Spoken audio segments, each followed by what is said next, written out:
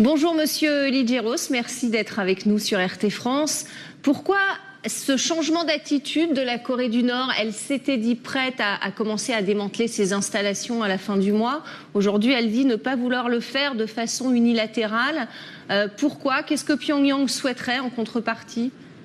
Tout d'abord, il y a le problème des exercices. Donc, Pyongyang voudrait émettre un autre son de cloche pour pouvoir montrer que la Corée du Nord est capable d'annuler une réunion à cause des exercices. Et c'est une façon intermédiaire de remettre une pression sur la rencontre sans pour autant l'annuler, parce que comme vous l'avez si bien dit dans le reportage, il n'y a eu aucune information qui a été donnée aux États-Unis, ni de la part de la Corée du Nord, ni de la part de la Corée du Sud, relativement aux exercices. Donc en fait, on voit bien que c'est une sorte de coup de poker pour montrer aussi à sa population que ce n'est pas simplement quelqu'un qui est un subalterne des États-Unis, donc qui peut émettre une opposition.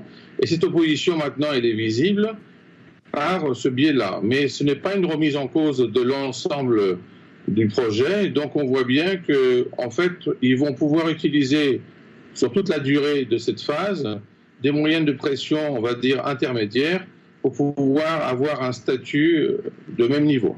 Voilà, donc pour vous, ça ne va pas remettre en cause la rencontre prévue entre Donald Trump et Kim Jong-un. C'est une façon de parler d'égal à égal. Finalement, Kim Jong-un a le même mode d'expression que Donald Trump?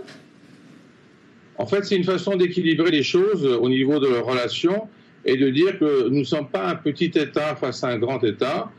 Nous avons aussi des positions à mettre en évidence et montrer qu'il y a une opposition par rapport aux exercices militaires.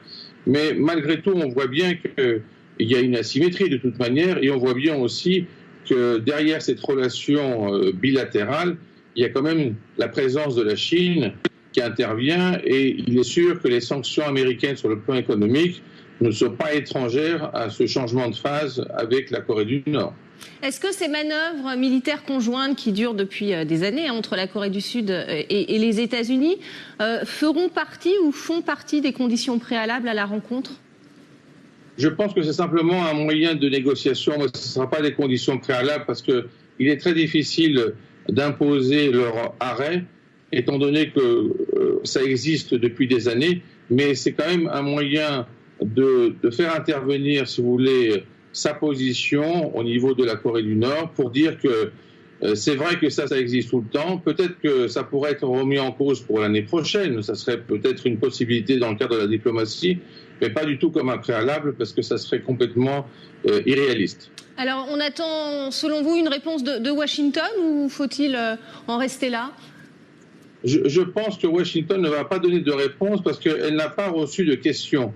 Donc, elle va plutôt se présenter comme quelqu'un qui est en attente dans l'expectative de cette réunion. Et en fait, on va continuer comme si de rien n'était, sauf s'il y a vraiment une pression supérieure par rapport à ce qui a été dit. Mais sinon, les États-Unis ne vont pas arrêter le processus seulement parce qu'il y a eu cette information.